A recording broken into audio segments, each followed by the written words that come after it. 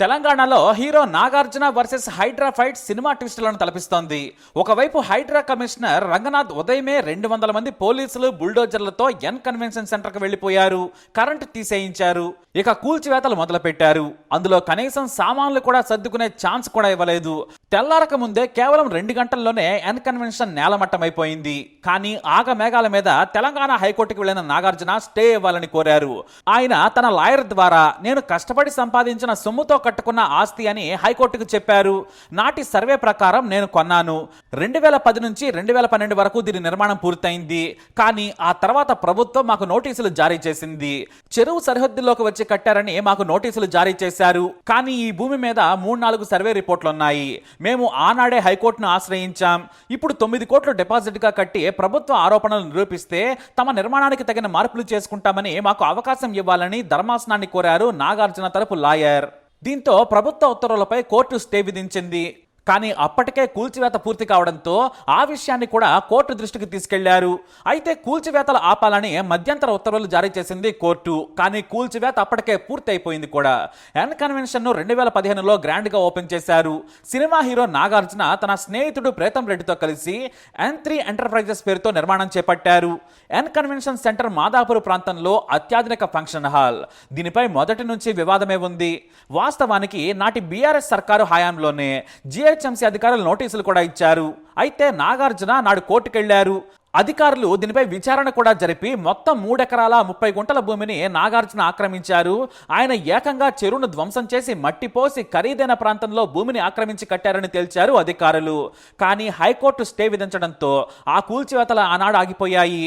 కానీ కాంగ్రెస్ ప్రభుత్వం వచ్చిన తర్వాత సీఎం రేవంత్ రెడ్డి హైడ్రాను ఏర్పాటు చేశారు. చెరువులను కాపాడుకోవాలి, వాన వస్తే వరద నీరుపోయే పరిస్థితి లేదు, పిల్లలు నాలాల్లో కొట్టుకుపోతున్నారు, ప్రజలు చనిపోతున్నారు. దీంతో రంగనాథ్ ఆధ్వర్యంలో కమిటీని ఏర్పాటు చేశారు రేవంత్ రెడ్డి. చెరువుల్లో అక్రమంగా కబ్జాలు చేసి నిర్మించిన కట్టడాలను కూల్చివేయాలని ఆదేశాలు జారీ చేశారు. ఇప్పటికే కూల్చివేతలు కూడా మొదలు పెట్టేశారు.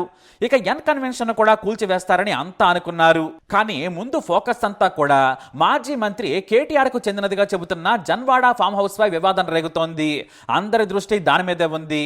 పైగా జన్వాడ వివాదం కోర్టుకెళ్ళింది. అయితే ఇక్కడ నాగార్జున తన ఎన్ కన్వెన్షన్ జోలికి మాత్రం సీఎం రేవంత్ రెడ్డి రారు అని భావించుండొచ్చు. అందుకే ఆయన కోర్టుకెళ్లలేదు. పైగా తెలంగాణ సీఎంగా రేవంత్ రెడ్డి ప్రమాణ స్వీకారం చేసిన కొద్ది రోజులకే ఇంటికెళ్లి మరీ బొకే ఇచ్చి డిసెంబర్ 30న అభినందించారు నాగార్జున, ఆయన సతీమణి అమల. కాసేపు ముచ్చటించి కూడా వచ్చారు. తనకు రేవంత్ కు మంచి సంబంధాలే ఉన్నాయని ఆయన భావించుండొచ్చు. ఎందుకంటే ఏమాత్రం అనుమానం వచ్చినా కూడా ముందే హైకోర్టుకు వెళ్లి స్టే తెచ్చుకునేవారు నాగార్జున. కానీ ఈలోపే నాడు బీఆర్ఎస్ హయాంలో చేసిన సర్వేతో పాటు బఫర్ జోన్ను, ఎఫ్టీఎల్ లిమిట్ హద్దులను పరిశీలించారు హైడ్రా కమిషనర్ రంగనాథ్. ఎఫ్టీఎల్లో ఎకరా 12 గుంటలు, బఫర్ జోన్లో 2 ఎకరాల 18 గుంటలు ఉందని తేల్చారు. అంతేకాదు చెరువును ధ్వంసం చేసి మట్టి పోసి ఎత్తుగా చేసేసి నీరు తన ఫంక్షన్ హాల్లోకి రాకుండా చేశారని గుర్తించారు. మొత్తానికి నాగార్జున కోర్టుకు వెళ్లే లోపే అధికారులు ఎన్ కన్వెన్షన్ ను కొట్టిపడేశారు. ఎంతలా అంటే 2 గంటల్లో పూర్తిగా కూల్చేశారు. ఇక హైకోర్టు స్టే ఇచ్చినా ఫలితం లేకుండా పోయింది. అయితే నాగార్జున మాత్రం ఎన్ కన్వెన్షన్ ను కూల్చివేయడంపై ఆగ్రహం వ్యక్తం చేశారు. కోర్టులో ఉండగానే ఏకపక్షంగానే కూల్చేశారు. కోర్టు స్టే ఇచ్చినా కూడా కూల్చివేశారని ఆయన ఆవేదన వ్యక్తం చేశారు. నిజంగా కోర్టు నేను ఆక్రమించానని చెప్పి ఉంటే ఖచ్చితంగా నేనే కూల్చేసేవాడినని చెప్పుకొచ్చారు. నేను డబ్బులు పెట్టి కొన్న భూమిలోనే కట్టుకున్నాను, నేను కబ్జా చేయలేదన్నారు నాగార్జున. మరి నిజంగా ఆయన కబ్జా చేయలేదా అంటే చదువు కూడా సరిగ్గా తెలియని ఒక సామాన్య వ్యక్తిని ఎన్ కన్వెన్షన్ దగ్గరకు తీసుకెళ్లి చెరువులో ఫంక్షన్ హాల్ ఉందా, ఫంక్షన్ హాల్లో చెరువు ఉందా అని అడిగితే చాలా క్లియర్గా చెబుతాడు. నీరు పైకి రాకుండా గోడ కట్టుకొని నాగార్జున అక్రమంగా కట్టారు, ఇది చెరువు కబ్జానే అని చెబుతారు. కానీ నాగార్జున మాత్రం ఇలా బొకాయించడం చూస్తే జనం కూడా నవ్వుకుంటున్నారు. ఎందుకంటే చెరువు మధ్యలో కట్టినట్లుగానే ఎన్ కన్వెన్షన్ హాల్ ఉందనేది వీడియోలు చూసిన అర్థమవుతోంది. కానీ ఆయన తన పేరు పోయేలా ఆస్తి కోసం అబద్ధం ఆడుతున్నారని అర్థమవుతుందనే కామెంట్స్ వినిపిస్తున్నాయి. అయితే ఇటు నాగార్జున మాటలకు హైడ్రా కమిషనర్ స్పందించారు.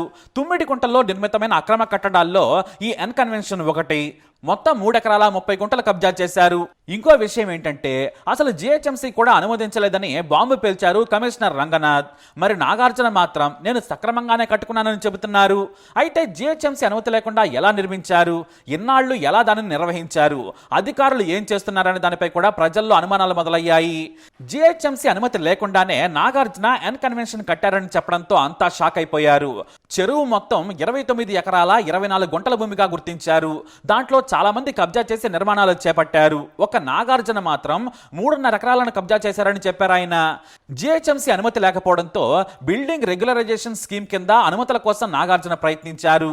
కానీ బీఆర్ఎస్ అధికారులు అనుమతించలేదు.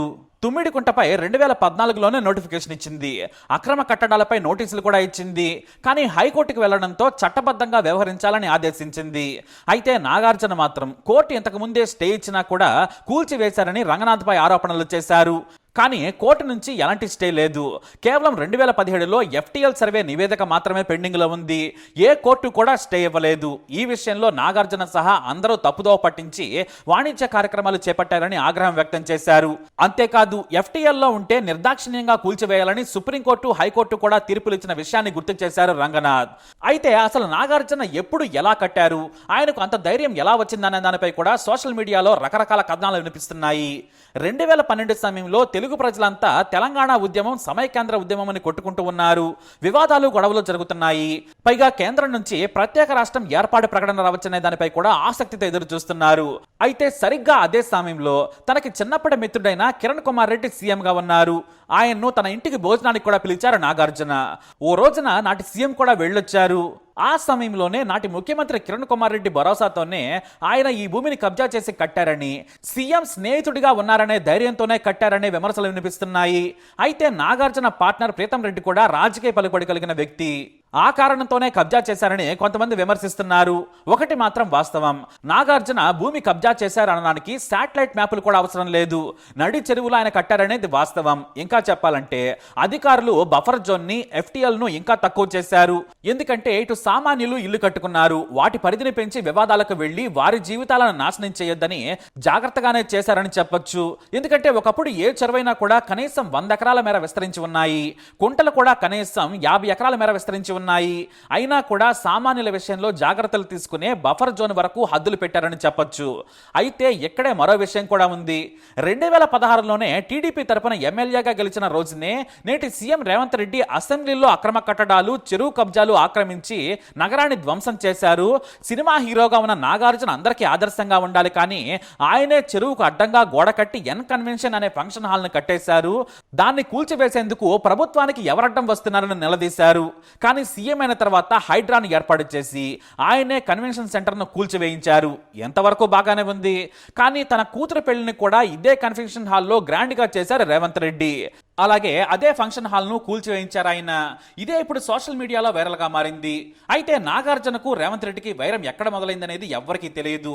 ఎందుకంటే అక్రమ కట్టడాల్లో ఒక నాగార్జునే కాదు ఉంది, అందరూ ఉన్నారు. కానీ రేవంత్ రెడ్డి మొదటి నుంచి నాగార్జునను టార్గెట్ చేశారనే విమర్శ ఉంది. నాడు అసెంబ్లీలో ఆయన పేరు ప్రస్తావించారు, నేడు ఏకంగా కూల్చివేయించారు. అది కూడా సిన్సియర్ అండ్ సీరియస్ ఆఫీసర్ గా పేరున్న రంగనాథ్ కమిషనర్ను చేసి. దీంతో వారి వివాదం ఎక్కడ మొదలైందనేది ఎవ్వరికీ తెలియదు. కానీ మొదటి నుంచి కూడా తెలుగుదేశం పార్టీకి దూరంగా ఉన్నారు నాగార్జున. అలా అని ఆయన కాంగ్రెస్ కు కూడా ఎప్పుడు దగ్గరగా లేరు. అయితే వైఎస్ రాజశేఖర రెడ్డి, ఆ తర్వాత కిరణ్ కుమార్ రెడ్డి, ఆ తర్వాత వైసీపీ అధినేత వైఎస్ జగన్ తో సన్నిహితంగా ఉన్నారు. చంద్రబాబు నాయుడుతో పెద్దగా కనిపించిన సందర్భాలు చాలా తక్కువ.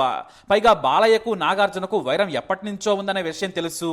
అయితే ఈ వైరాన్ని పటాపంచలు చేసేందుకు బాలకృష్ణ అన్స్టాపబుల్ సీజన్ 3కి నాగార్జునని గెస్ట్ గా ఆహ్వానిస్తున్నారు. సరే, అది కాస్త పక్కన పెడదాం. మొత్తం మీద పార్టీల నుంచి పాత పగలే నాగార్జున ఫంక్షన్ హాల్ ను కొలగొట్టే వరకు వెళ్ళిందనే టాక్ ఉంది. అయితే ఇదే టీడీపీ ట్రస్ట్ కూడా గండిపేటలో భారీగా 10 ఎకరాలకు పైగా కబ్జా చేసి ట్రస్ట్ నిర్వహిస్తూ ఉంది. ఆ పక్కన బడాబాబుల గెస్ట్ హౌస్లు వందల సంఖ్యలో ఉన్నాయి. మరి వాటిని కూడా హైడ్రా కూల్చివేస్తుందా అనేది వేచి చూడాలి. హైడ్రా కమిషనర్ రంగనాథ్ మాత్రం మేము పని మొదలు పెట్టి 10 రోజులు కూడా కాలేదు, అందరివి కూల్చేస్తాం, ముందు ఎఫ్టీఎల్ లో ఉన్న వాటిని కూల్చేస్తాం, పేదలకు నష్టం చెయ్యం, ముందు చెరువులను కాపాడుతామని ఆయన క్లియర్ గా చెబుతున్నారు. అయితే ఇంతవరకు ఒక కాంగ్రెస్ నేత అక్రమ ఇళ్లు, ఫామ్ హౌస్లను, గెస్ట్ హౌస్లను హైడ్రా కూల్చలేదు. నాగార్జునది కూల్చడం పెద్ద విషయం కాదు. కాంగ్రెస్ నేతలవి ముందు కూల్చి ఆ తర్వాత మిగతా పని మొదలు పెడితే జనం జేజేలు పలుకుతారు అన్నంలో సందేహం లేదు. మరి అవి కూడా జరుగుతాయా? చూద్దాం ఏం జరుగుతుందో. మీ అభిప్రాయాన్ని మాత్రం కమెంట్ ద్వారా మాకు తెలియజేయండి. వీడియో అప్డేట్స్ కోసం మా ఛానల్ ఫాలో అవ్వండి. అలాగే తప్పకుండా సబ్స్క్రైబ్ చేసుకోండి.